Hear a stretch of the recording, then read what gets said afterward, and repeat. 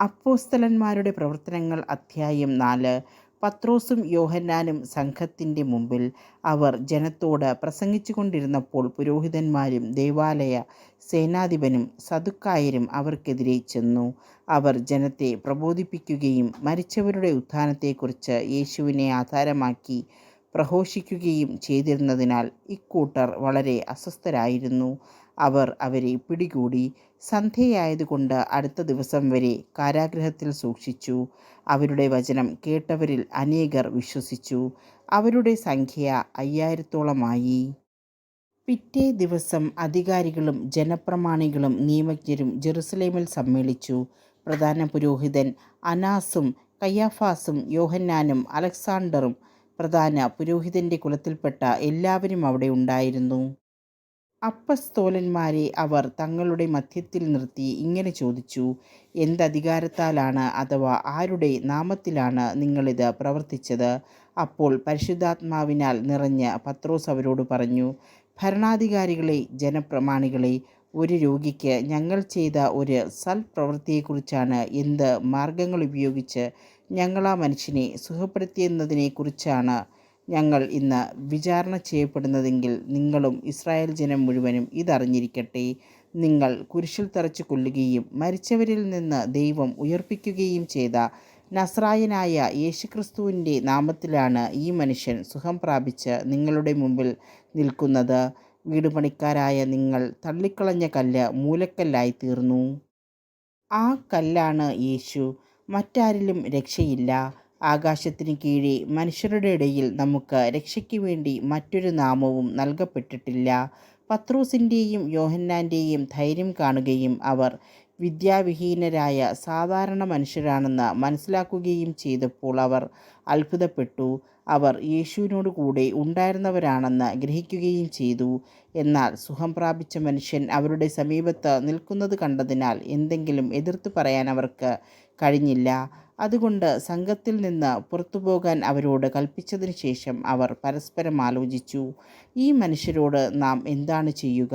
ഇവർ വഴി ശ്രദ്ധേയമായ ഒരടയാളം സംഭവിച്ചിരിക്കുന്നു എന്നത് ജെറുസലേം നിവാസികൾക്കെല്ലാം വ്യക്തമായി അറിയാം. അത് നിഷേധിക്കാൻ നമുക്ക് സാധ്യമല്ല. എന്നാൽ ഇത് ജനത്തിനിടയിൽ കൂടുതൽ പ്രചരിക്കാതിരിക്കാൻ ഈ നാമത്തിൽ ഇനി ആരോടും സംസാരിക്കരുതെന്ന് നമുക്ക് അവരെ താക്കീത് ചെയ്യാം. അവർ അവരെ വിളിച്ച് യേശുവിൻ്റെ നാമത്തിൽ യാതൊന്നും സംസാരിക്കുകയോ പഠിപ്പിക്കുകയോ അരുതെന്ന് കൽപ്പിച്ചു. പത്രോസും യോഹന്നാനും അവരോട് മറുപടി പറഞ്ഞു: ദൈവത്തേക്കാൾ ഉപരി നിങ്ങളെ അനുസരിക്കുന്നത് ദൈവസന്നിധിയിൽ ന്യായമാണോ? നിങ്ങൾ തന്നെ വിധിക്കുവിൻ.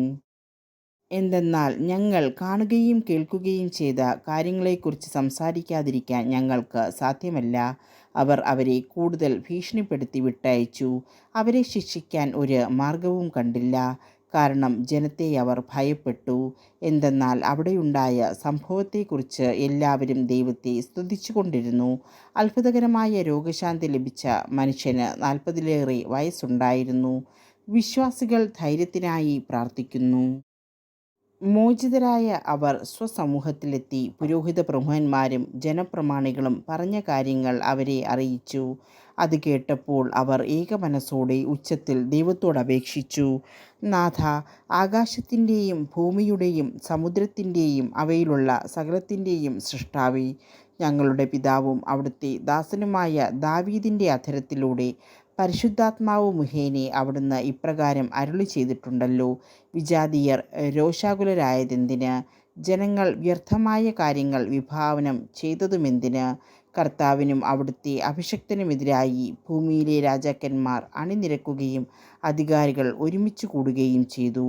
അവിടുന്ന് അഭിഷേകം ചെയ്ത അവിടുത്തെ പരിശുദ്ധദാസനായ യേശുവിനെതിരെ ഹെറോദോസും പന്തിയോസ് പിലാത്തോസും വിജാതീയരോടും ഇസ്രായേൽ ജനങ്ങളോടുമൊപ്പം സത്യമായും ഈ നഗരത്തിൽ ഒരുമിച്ച് കൂടി അവിടുത്തെ ശക്തിയും ഹിതവുമനുസരിച്ച് നിശ്ചയിച്ചിരുന്ന കാര്യങ്ങൾ നിറവേറുന്നതിന് വേണ്ടിയാണ് അവർ ഇപ്രകാരം ചെയ്തത്.